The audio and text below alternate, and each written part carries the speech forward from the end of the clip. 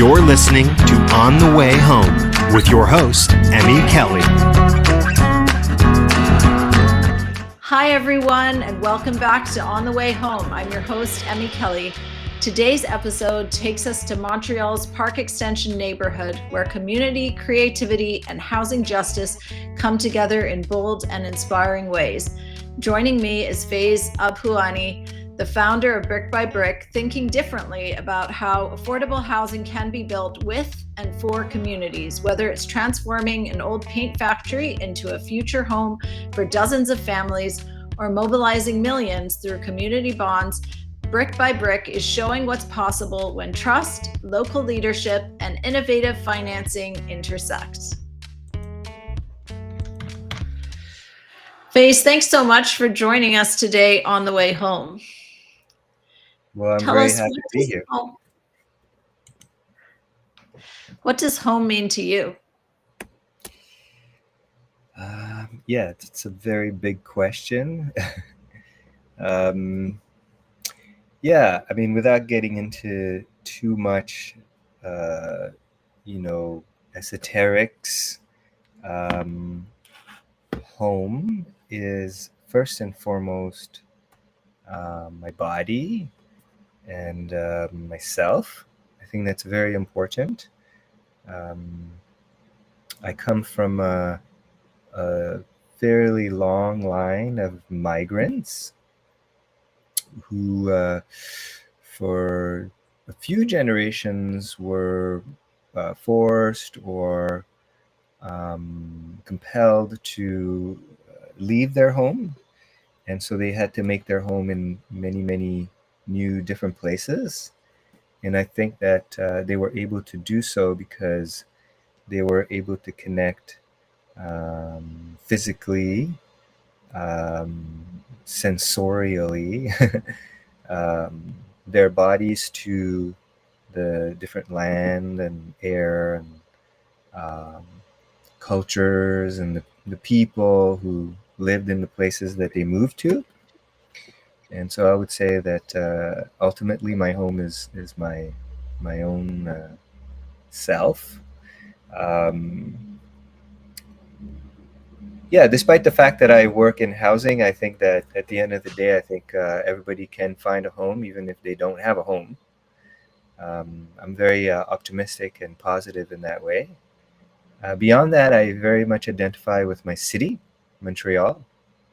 I think that's very common for second-generation immigrants because they don't see themselves in the national politics to identify with the city. So yeah, that's home. That's very interesting take and appreciate that. Why don't you start by telling us a little bit about yourself? I believe you're the founder of Brique by Brique. What sparked this idea? What was your motivation? Can you tell us a little bit more about your personal story here? Yeah, I mean, I think like any successful venture, I did not set out to build what I built. It just happened to turn out that way. It started from wanting to change the world, of course. I think a lot of young people of my generation felt like that was possible. I think that's different now. And I did that with some friends, and we all had different interests and angles. Some of us were a little bit more focused on the arts and the power of, um, art and expression and culture. Some of us were more focused on academics and the power of literature and the power of discourse and the power of policy. And some of us were more focused on community organizing and activism and the power of mobilization and politics as acting in concert. And so these three perspectives very much informed my work and my desire to intervene in this world. And I founded the organization with some friends because I felt like, having worked in the community sector, I didn't feel like the sector really had a future. It was very dependent on government funding, on foundations, and the resources were very limited. And even when you did win a grant or a favor, you did it knowing, or maybe, maybe not really accepting, but you did it at the cost of another worthwhile organization or association or group of citizens. And I didn't think that that was very healthy or that was scalable. And I didn't even know what scalability was until I started learning about business, which I um, became interested in when I started to focus on real estate, which is what housing really is. So when I was doing community organizing, I focused a lot on access to healthcare for migrants, and my colleague worked on housing. And I realized that um, people in our society who have a lot to offer but are undervalued, they struggle with a lot of different things. And in order for them to contribute to society and for us to really learn from them, um, at the end of the day, they, the most important way to contribute so that they can solve a lot of their problems is to offer or to make possible affordable, stable housing, because most of their income is spent on housing.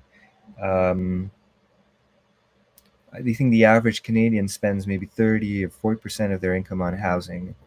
Um, it's the largest expenditure after taxes. But low income people actually spend the vast majority of their income on housing. The burden of housing is so great um, that they can't really focus on all that much outside of saving money in all of their endeavors. So they're kind of forced to think small. And so if we can get people affordable housing, they can start thinking like middle class people. And that is what gives you access. Social capital is what gives you access, and housing is the best way to deliver that capital. We also deliver it in other ways through our community center, but we're not there yet. We're talking about my motivations. So I started the organization because I wanted to do things differently. I wanted the results that the community sector and activists and artists and academics were seeking, but I wanted to do it differently because I felt like if we just kept doing the same thing, we wouldn't get anywhere. Um, so that's where that comes from, my motivation. And for listeners who may not be familiar, can you paint us a quick picture of Brique by Brique's mission and how it's rooted in the park extension community? Yeah. I'm going to be a little bit less verbose on this because there is a website and it's very, very beautiful. I encourage everyone to visit it. It's www.briquebybrique.com. Brique by Brique is just brick by brick in French. So yeah, we develop housing. We develop housing. We are trying to develop housing in a context that's very, very difficult for a lot of different economic reasons that I won't get into.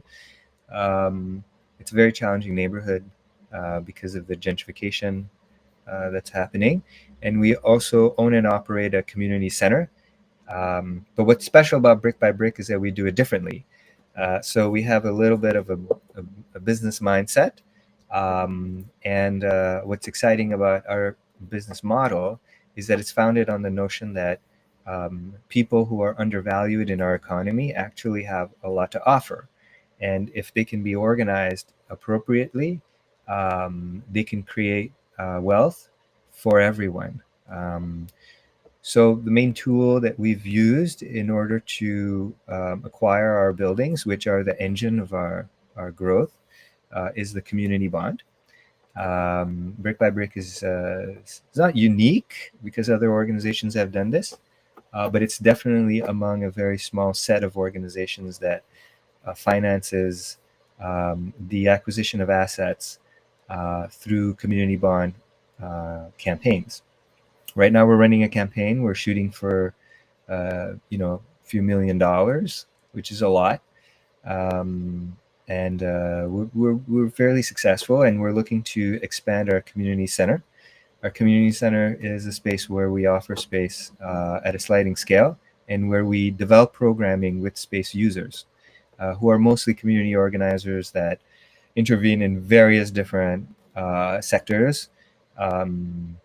A lot of it centers on asylum-seeking people, but it's really just super, super varied.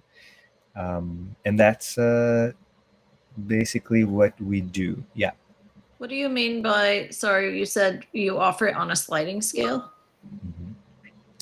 Well, a sliding scale just means that people who can afford to pay more, they pay more, and people who can afford very little, they pay very little. Is It that for the use of allows the services, or you're renting out the space for really retail? for everything, but really for mostly for the space rentals, because space is very scarce, not just for living, but also for working and organizing and delivering services. Some examples of the things we have is we have like a vaccination clinics, we have dance workshops, we have film screenings, we have embroidery classes, we have French and English language classes. It's a very varied. And if you want to do those things, you generally have to rent space, and that's quite expensive. So we offer that space on a sliding scale. So the doctors, they meet and then talk about the important issues. Or the academics, they meet. We charge them up ridiculous prices, and they're happy to pay them because they love us and they want to be connected to the community. And then some local, a mom wants to do um, a birthday party for one of her kids, or a group or an association wants to do like a yeah, a queer friendly Muslim gathering, and they don't feel comfortable asking their mosque, and they certainly don't feel comfortable renting random space somewhere. Well, they approach us, and we give them the space for free. So that's kind of how it works. Amazing. So the project, I think it's your first project, 8,600 de la Paix, am I saying that right? Yeah. Is transforming a former paint factory into 31 units of social housing. What were some of the first steps you took to make this vision a reality? I think there's a lot of organizations in the space who really want to push the needle forward on housing. So we'd love to hear your experience and how you made it come true. Yeah, it was, to be perfectly honest, we were just lucky. But obviously, you have to kind of make your luck. So the first thing we did is instead of accepting that it was not possible to make a project work because the funding wasn't there or there was a lack of resources, we went ahead and decided we would raise our own money, naively thinking that we would raise, a lot of money, enough money to really make it possible. So the first ingredient is, how do you say, innocence or ignorance? I think you need that.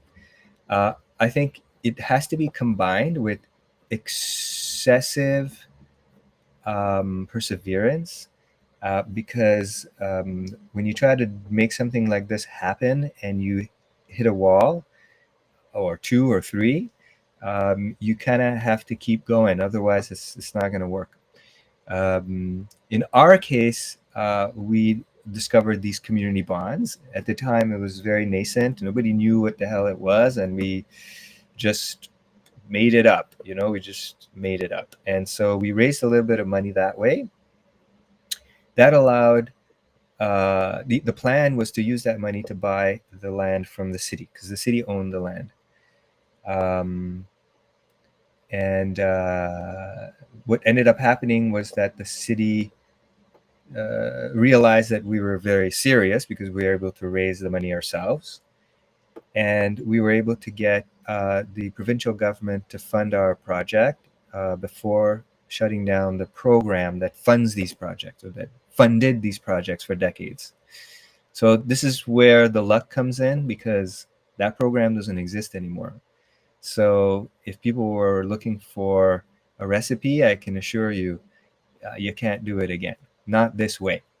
That doesn't mean you can't do it again. We're going to do it again. We are doing it again, but it's going to have to be in a different way. That ingredient of raising your own money is you can't get around it. The programs now, they don't subsidize everything. So it's a new era. You have to raise your own money one way or the other. You need some kind of partner. Um, you know, so that's one of the things that made it possible. Um, I think that, and then you can ask, well, how do you raise money? You can issue bonds and you can ask people for money, but are they gonna invest in you, or are they gonna give you money? So the other piece I think that's really important is you have to be able to show that you actually are rooted in a community, that you really do have a positive impact. So a lot of organizations, because they historically have depended on government or foundations, the way they communicate is very much focused on a kind of relationship that is how do you say, anyway, the kind of relationship that is standard in that world of, like, you ask for funding, you take some statistics, you have a couple of pictures here and there. So the communication is very private. It's not very public. But if you're going to be raising money from your community of supporters or from the public, your communications has to be public. So one of the things that makes Brique by Brique a little bit different is that I think there's an element of style. I think there's an element of, like, show business. There's an element of, like, inspiration. So yeah, I think that I don't think that's maybe for everyone necessarily, but that's the path that we took in order to make a connection and build a relationship with our audience. Um, so that's it. You talked about how you funded the development. How did your first community bond campaign in 2018 set the stage for being taken seriously as a developer?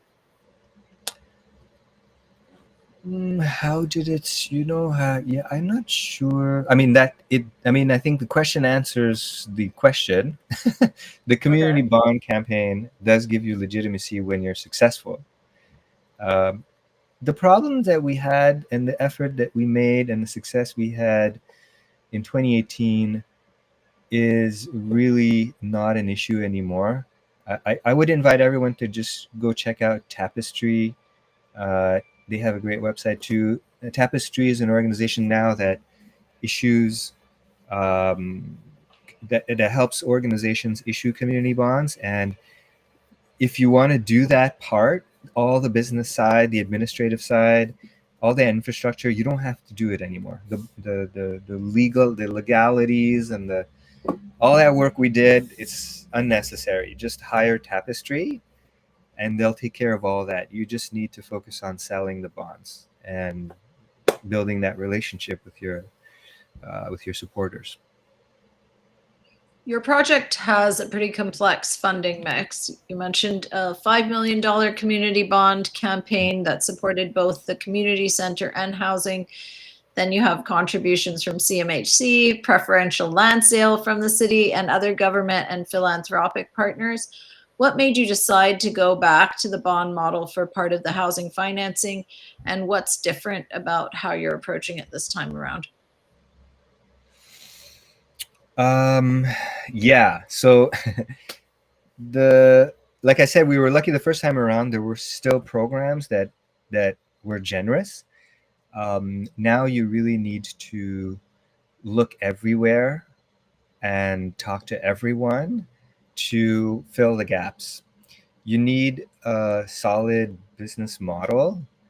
You need to be able to understand who are all the potential stakeholders and to meet their needs and build those relationships.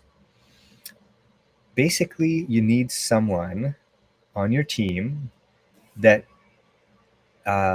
knows how to do all that stuff. Because if you're going to be approaching a funder and you're not prepared, you don't have your own money, you don't have control over a piece of land, or a purchase agreement, or you own the land, and you don't talk their language, you're not going to get anywhere because there's a lot of other organizations soliciting them. So you do need someone who loves that kind of back-end administrative work. I think the best skill set is the skill set of sort of like an architect mixed in with an urban planner, mixed in with a finance person who can do pro formas, ideally real estate finance. But urban planning students now do pro formas. I think they can do it. And also, you got to talk to other organizations that have been successful because they've created spreadsheets that you can just adapt to your needs. So you just need someone. You don't even need someone who knows how to create a spreadsheet. You just need someone who knows how to edit one. I'm getting into like the details, but I think it's important. It's not really about okay, what's the funding complexity of the everything is complex. You just need someone who knows how to do it. I don't know how to do it. So if I was alone now, like I was in 2018, we wouldn't be talking right now. You need a team. You need good people. Yeah. You mentioned that community consultations are a big part of your work. You just mentioned partnerships as well, with the skills that you need to do this project. How have these conversations shaped the design or the priorities of this project? Yeah, well, there's two elements. So one is the residents. Um, a lot of the partners actually, they don't say it, but they do love to see that a building has an identity. And they really like, especially the cities, they really like to see consultations that are inclusive, because it kind of also impacts their reputation. Because if they do give you money, they want to know that people are going to recognize that it was because of the city. Governments love to, sometimes we get funding and it's a politician that lets us know. That's weird. I don't know. That's another conversation. But yes, the consultations give legitimacy, political. They also make the projects a lot nicer and more interesting. That being said, to be frank, given the lack of resources, and the necessity to build a lot of units in as little space as possible, for financial viability reasons, a lot of the things that people want, we can't actually build.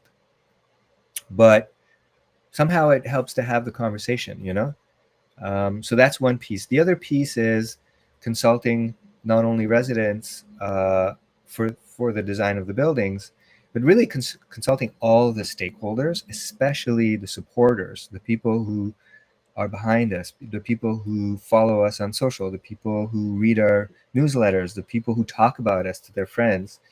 They're very important to consult because when you have a gap, and you always will have a gap, and you want to you want to run a campaign to get some sort of zoning change, or to convince the city to do something, or to save you when funding runs out,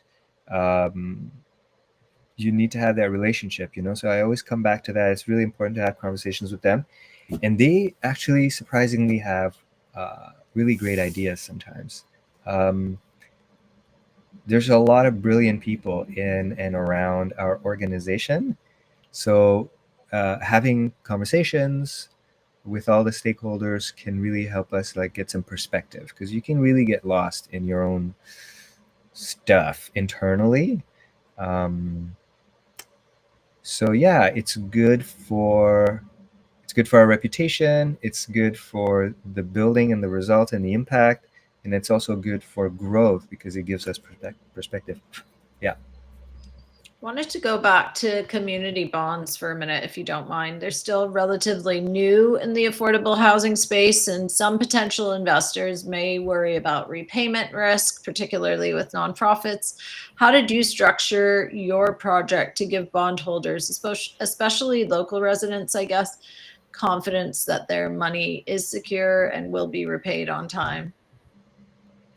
Yeah, so I guess there's many different ways of issuing bonds. You can issue bonds for operations, you can issue bonds for renovations, you can issue bonds for anything. So the structure itself is not secure, um, but you can securitize community bonds, and the way you do it is the same way that they do it in the private financial sector, and that is by backing the bonds against an asset.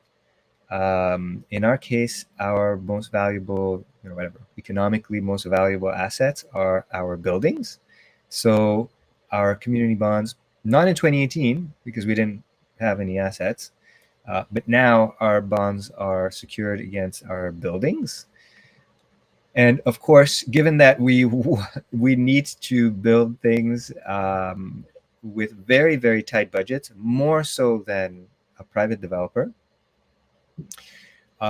we buy property uh, at discount. Like, we prospect for months. We've been prospecting for a community center since April, and still we haven't been able to land something that fits within our price per square foot budget, sort of, um, which is flexible depending on location. But the point I'm trying to make is uh, our bonds are basically as secure as real estate in Montreal, which has a suppressed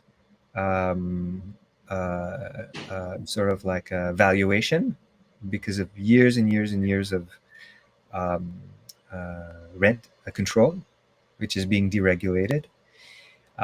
And we are prospecting in neighborhoods that are undergoing gentrification. So basically, it's sad to say, but our bonds are very secure because our communities are suffering from real estate, um, how do you say, expansion, market expansion. The zoning is very restrictive in this area, so you can't really build all that much. So yeah, I mean, it's I can't say because it's a conflict of interest, but it's secure. It's fairly secure. Yeah. Um, Beyond providing affordable housing, is it all affordable, by the way, the development? I know there's the community space. Is it mixed market or all affordable? All affordable? What we have so far is the most affordable possible. Like, you have like super subsidized, and you have mixed, and then you have like affordable. Like, um, our tenants pay 25% of their income, which is already very low, in rent. So some tenants will be paying $200. But that being said, the programs are changing. So for future projects, we're definitely going to be considering mixed projects where we have some units at median, which is already much lower than the market rate, and then other units that are actually more affordable. Um, we haven't discussed exactly what our policy is, but the point is that we want to make sure that we are offering opportunities that are overwhelmingly more advantageous than what's available on the market. Um, we're doing what we can. It depends on the CMHC and what their requirements are, but they're more and more lax. So we have to set our own standards. You touched on earlier how your community space can be used or might be used. Why was it important to you to combine housing with shared spaces? Well, people are complicated and they have all kinds of different issues and problems, and you really can't separate mobilizing people, organizing communities, solving problems that make it so that folks can't afford to pay their rent. It's very important to organize. In fact, while we are a housing group, we're primarily a social change group. And so housing is really just one of the factors. I want to be able to offer, uh, you know, better educational opportunities and childcare and food security, and which we are doing a little bit of in the community center. So the community center is really just an incubator for solving problems, and we're looking at opportunities to solve the housing problem. But there are other issues that are starting to arise based on what we've observed from working with residents at the center.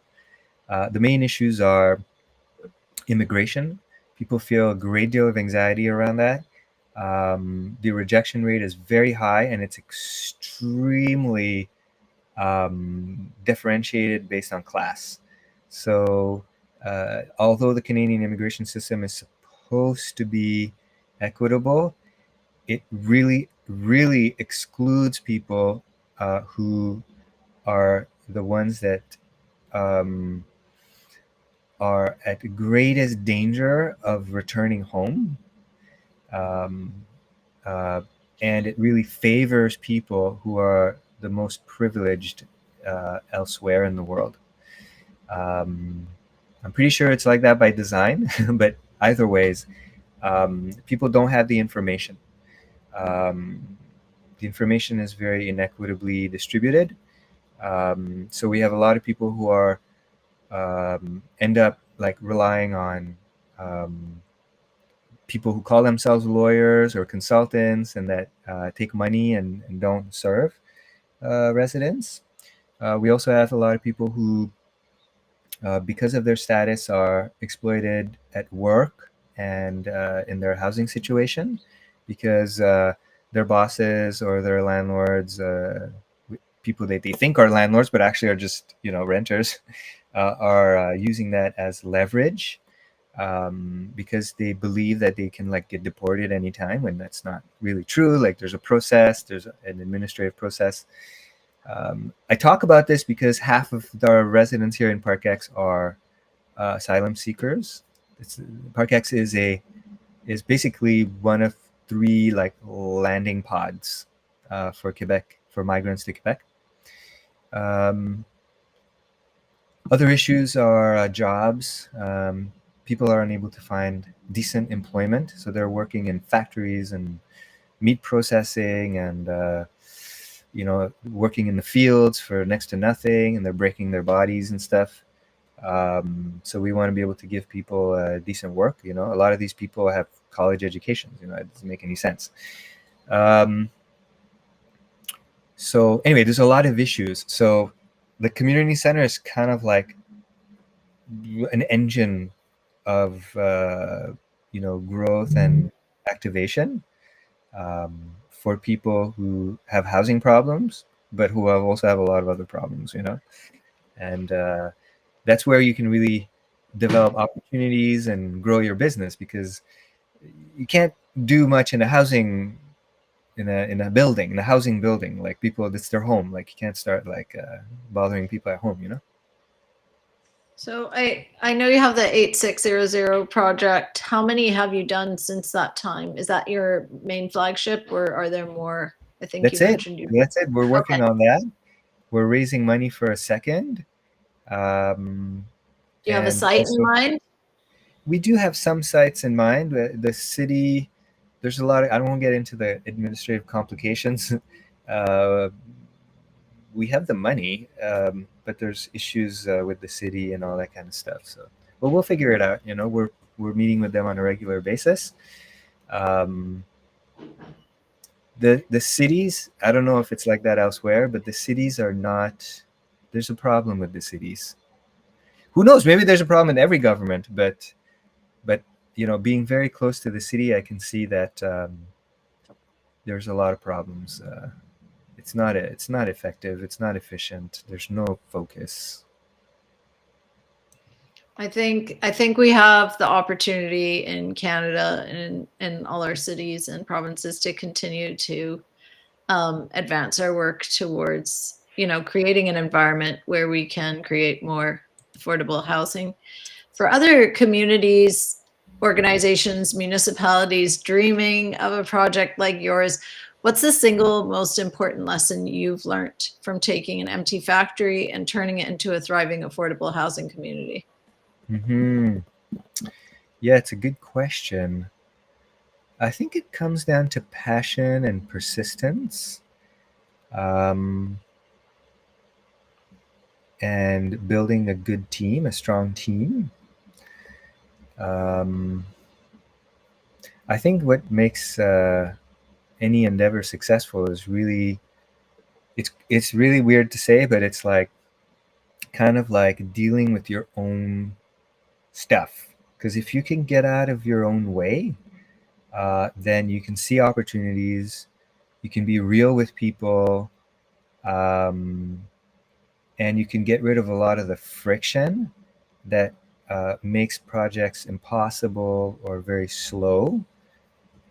So it's really all about growth. It's all about inner growth. It's about community growth. Um, and also, I think ultimately, always remembering that growth is not linear, you know? Oftentimes people are very ambitious, and uh, when they realize how slow things are going, they give up, or they feel sad, or they change vocation, or they change their mind about what to do. Obviously, you have to be flexible, but it's important to remember that growth is really not linear. It's really on a bell curve. So you got to remember that when you start, for a long, long, long, long time, it's not going to seem like anything is going anywhere. But if you're extremely focused, you will start to get feedback from other people, not directly, but indirectly, that, oh, wait a minute, you actually know everything there is to know about this. So if somebody is well suited to find a solution, it's you, because you already know what won't work. And it's not about knowing what the innovation or what the special sauce is. It's just about knowing what's not going to work. And the only way to do that is to just try and fail over and over and over and over again. I love that. It's taking a lot of resilience and hard work to get housing off the ground Yeah. these days, but I think there's, an opportunity coming. So agree, Mhm. perseverance is going to pay off. Mhm. Faiz, thanks so much for giving us a look behind the scenes at your project and showing how community bonds, strong partnerships, and resident voices can bring affordable housing to life. We will be watching the project as it heads towards its 2026 completion and cheering you on along the way. I'm not sure if there's anything else that you'd like to share or contact information you'd like to give. You did share your website for anyone who's interested to hear more of the story, our listeners. Brique.com, it's all there. Follow us. The newsletter is so important. There's a lot of opportunities there, and it's only once a month that we publish it, so you won't get flooded. And it's fun. It's a nice read. It's inspiring. Thank you for joining us on the show today, Faiz. Appreciate it. Thank you so much. Have a great day. You too.